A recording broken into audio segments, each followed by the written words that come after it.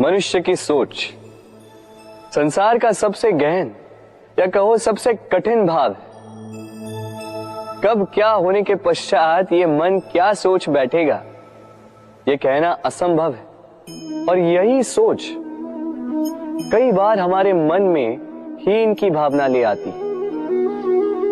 हम सदा हमसे ऊपर की श्रेणी के व्यक्तियों को देखते हैं, उनके जीवन का विश्लेषण करते हैं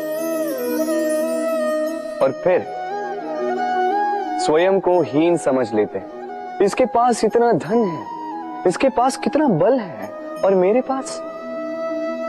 पास कुछ भी नहीं। मैं कितना हीन व्यक्ति हूं, संसार के लिए मैं कुछ भी नहीं। होता है ना ऐसा? किंतु ऐसा नहीं है। आपके पास भी बहुत कुछ है, पलट के देखिए। किसी भूखे व्यक्ति को केवल एक रोटी मिल जाए तो भले ही दूसरों के लिए वो अन्न का दाना होगा, किंतु उसके लिए वो भोज से कम नहीं। इसलिए जब भी मन में हीन भावना जागे, अपनों की ओर देखिए, उनकी ओर पलटिए। आपको विश्वास हो जाएगा कि भले ही आप ये मानते हो कि इस संसार के लिए आप कुछ नहीं है, कुछ लोगों के लिए आप संपूर्ण संसार है। तो जो आपका संसार है उसमें प्रसन्न रहना सीखिए। राधे राधे। कितना सुंदर पुस्तक है, सुंदर आवरण है, सजाए हुए पृष्ठ है।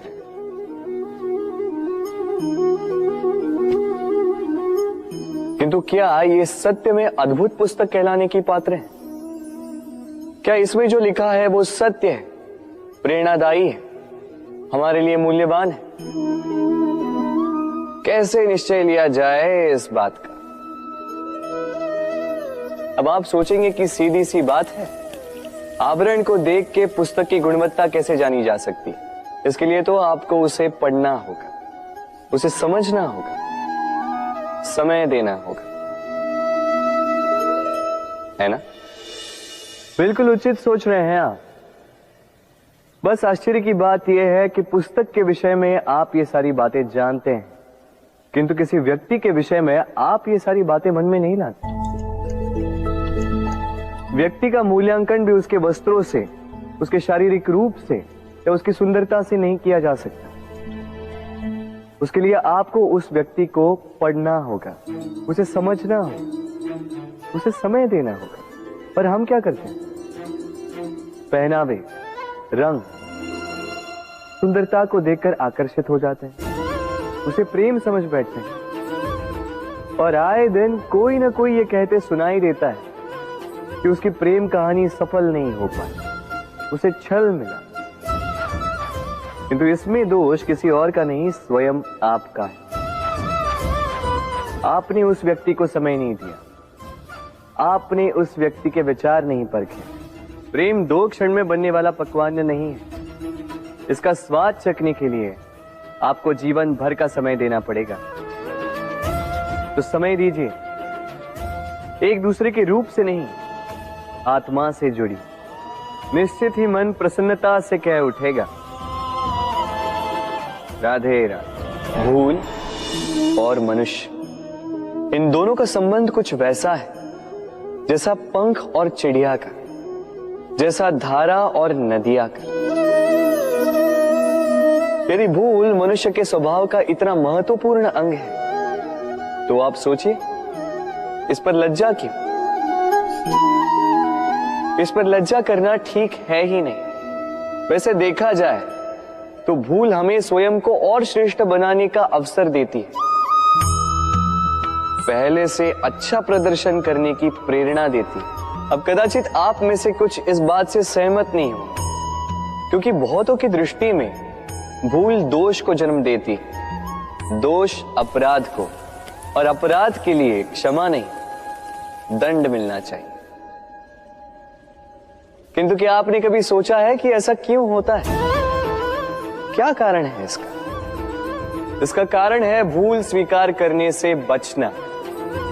यदि आप कोई भूल करोगे और उसे स्वीकारोगे नहीं, तो वो भूल दोष में बदल जाएगी और वो दोष अपराध।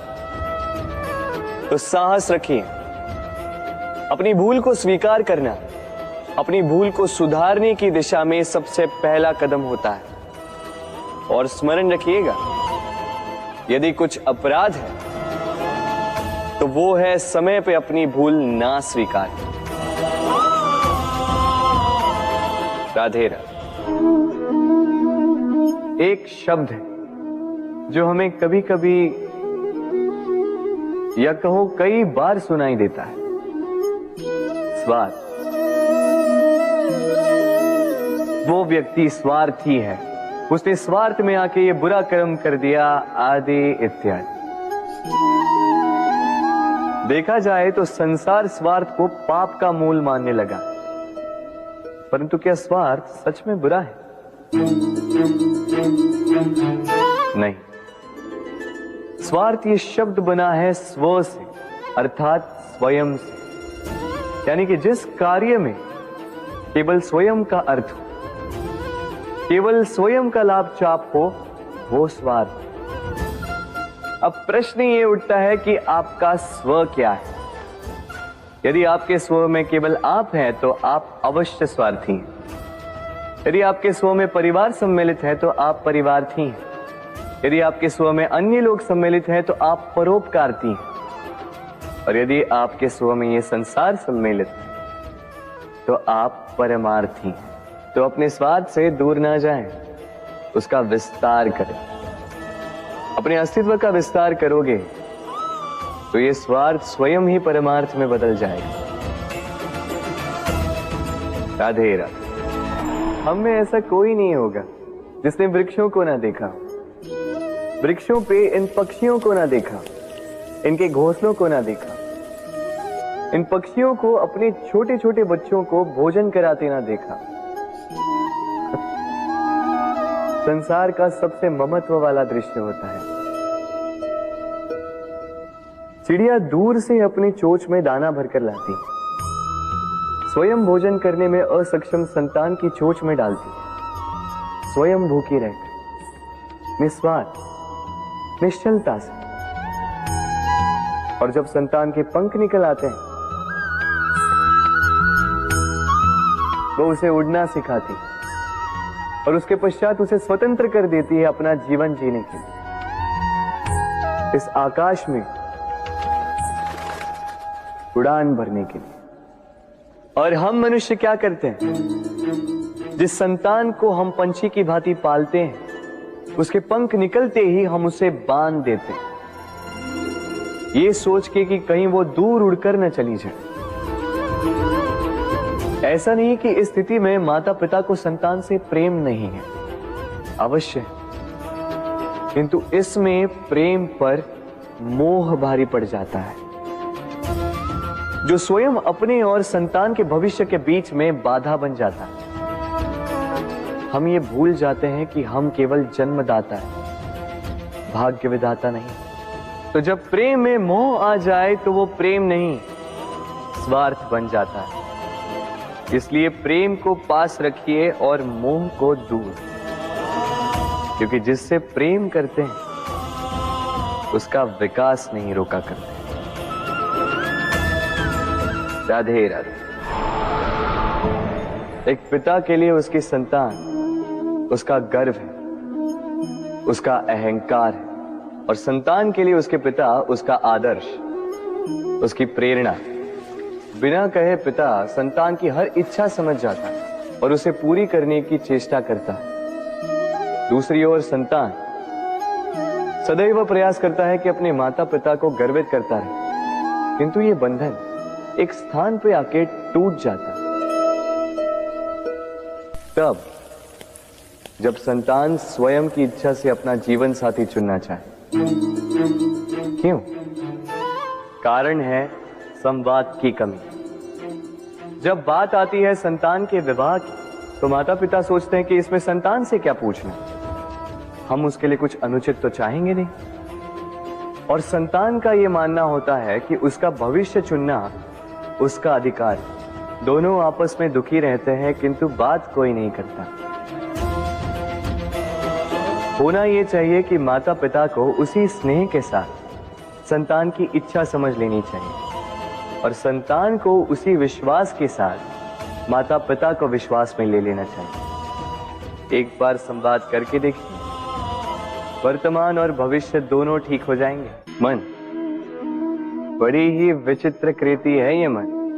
शरीर के किस अंग में बसता है कोई नहीं जानता, किंतु संपूर्ण शरीर इस मन की इच्छा साकार करने के लिए प्रयास करता रहता है। अब यदि मन कुछ खाने का करे तो व्यक्ति उसकी वनो उपवनो की इच्छा साकार करने का माध्यम ढूंढता रहता है। अब यदि मन किसी को शत्रु समझ ले तो व्यक्ति उसे नष्ट करने का हर संभव प्रयास करता है। अब यदि मन किसी से प्रेम करे तो उसकी प्रसन्नता के लिए हर सीमा लांघने के लिए सज्ज रहता है। परंतु जीवन सुखद हो इसके लिए आवश्यक है कि मन खाली हो। इस बांसुरी की भांति भीतर कुछ भी नहीं, न राग है न द्वेष, तब भी तार छेड़ने पर स्वर निकलता है। इसी प्रकार मन को भी भावनाओं से मुक्त रखना आवश्यक है। स्मरण रखिए, मन में कुछ भर के जियोगे तो मन भर के जी नहीं पाओगे। राधे राधे। मनुष्य का स्वभाव है कमाना, संग्रह कर, फिर चाहे वो धन हो, नाते हो, संबंध हो या हो प्रसन्नता। परंतु क्या आपने कभी सोचा है नियति ने यह संग्रह करने की प्रकृति मनुष्य में क्यों डाली? एक बीज से पौधा पनपता है, उसके भोजन से फल संग्रहित होता है। क्यों? इसलिए ताकि वृक्ष उसे स्वयं खा सके? नहीं, बल्कि इसलिए ताकि वो भूखे जीवों में बांट सके। अब आप पूछेंगे कि इसमें वृक्ष का क्या लाभ? लाभ है, क्योंकि जो बांटता है वो मिटता नहीं। जो फल ये जीव खाते हैं वो उसके बीजों को वातावरण में बिखेर देते हैं, जिससे जन्म लेते हैं नए वृक्ष। उसकी जाति, उसका गुण, उसकी मिठास अमर हो जाती है। इसलिए स्मरण रखिएगा, अमीर होने के लिए एक एक क्षण संग्रह करना पड़ता है, किंतु अमर बनने के लिए एक एक कण बांटना पड़ता है। राधे राधे। प्रेम संसार का सबसे पवित्र बंधन है, पर सच पूछो तो ये बंधन से मुक्ति है, स्वतंत्रता है।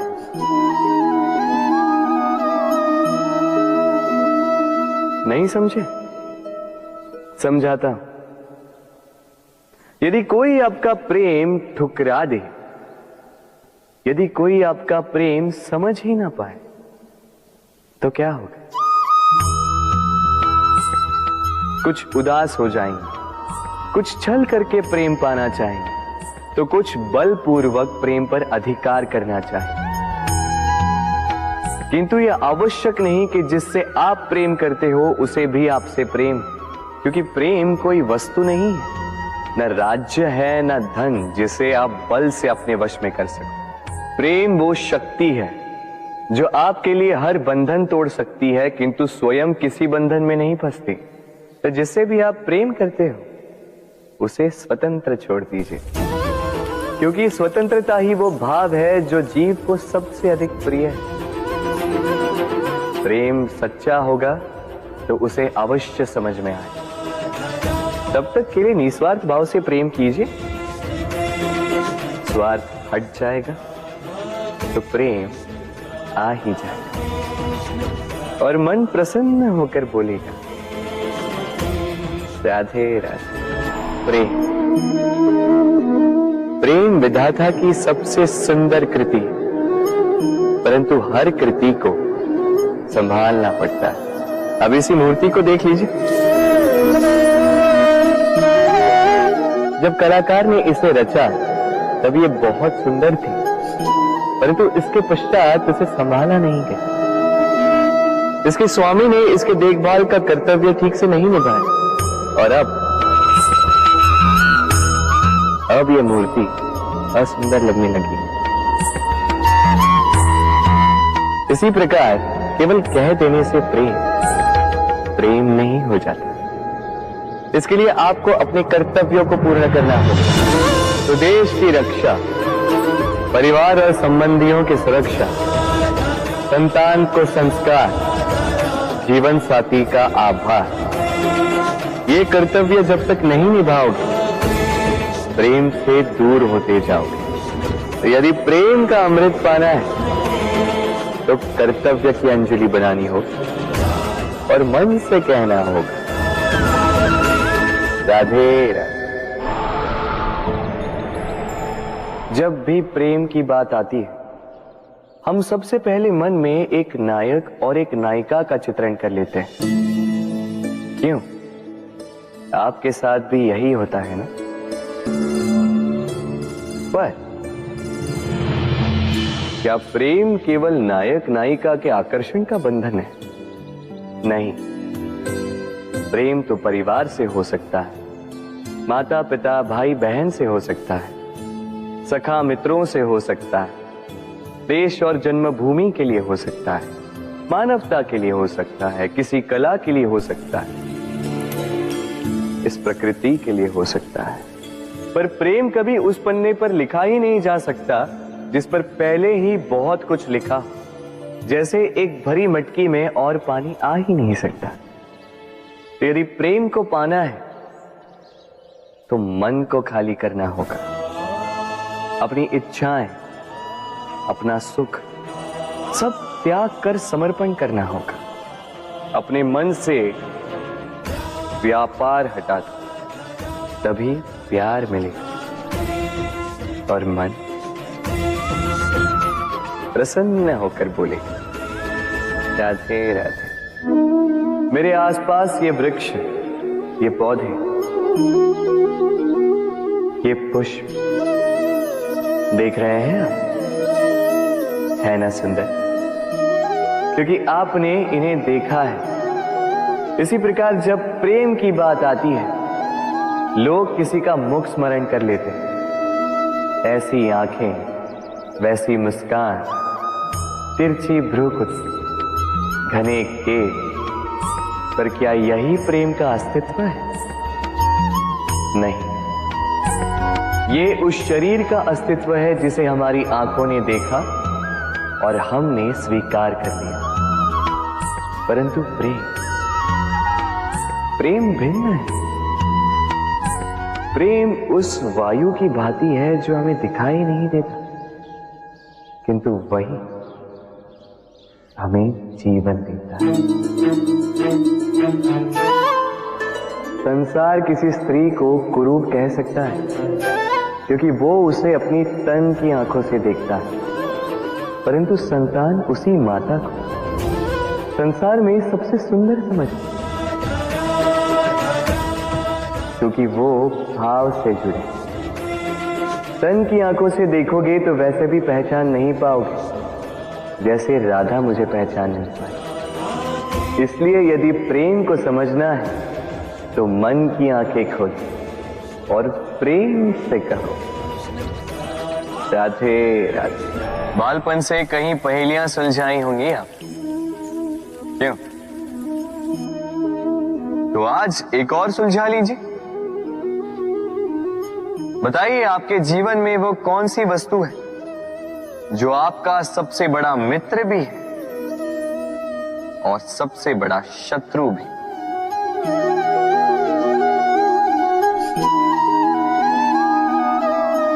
समझदार को एक संकेत ही पर्याप्त है। उचित सोचा आपने।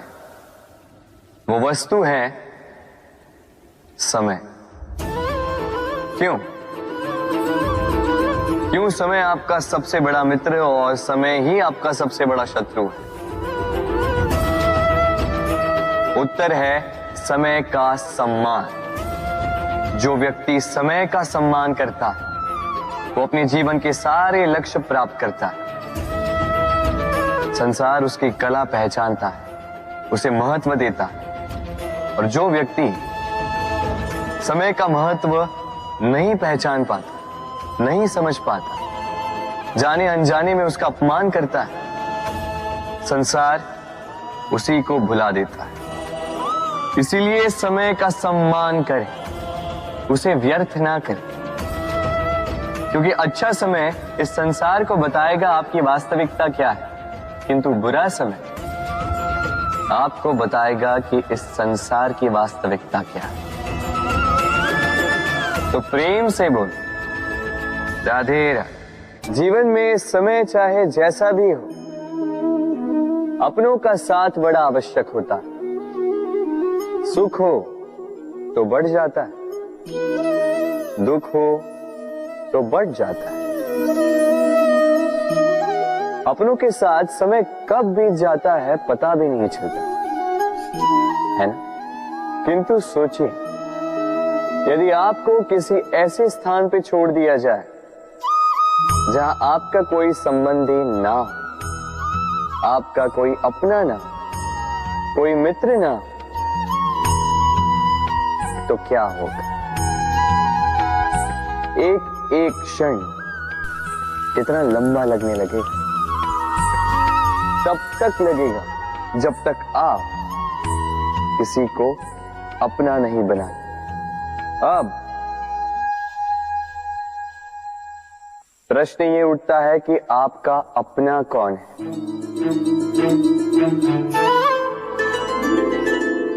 वो संबंधी जिनके साथ आप रक्त से जुड़े, या वो मित्र जिनके साथ आप बालपन से पले बढ़े, या वो सहकर्मी जिनके साथ आप काम करते हैं? नहीं, अपना वो जो विपत्ति में काम आए। अपनों की परख समय की कसौटी पर की जाती है। स्मरण रखिएगा, अपनों के साथ समय का पता नहीं चलता, किंतु समय के साथ अपनों का पता अवश्य चलता है। तो प्रेम से बोलो, राधे राधे। यदा यदा हि धर्मस्य ग्लानिर्भवति भारत अभ्युत्थानम् अधर्मस्य तदात्मानं सृजामि। जब जब धरती पर पाप बढ़ता है, धर्म की हानि होती है, तब तब मैं आता।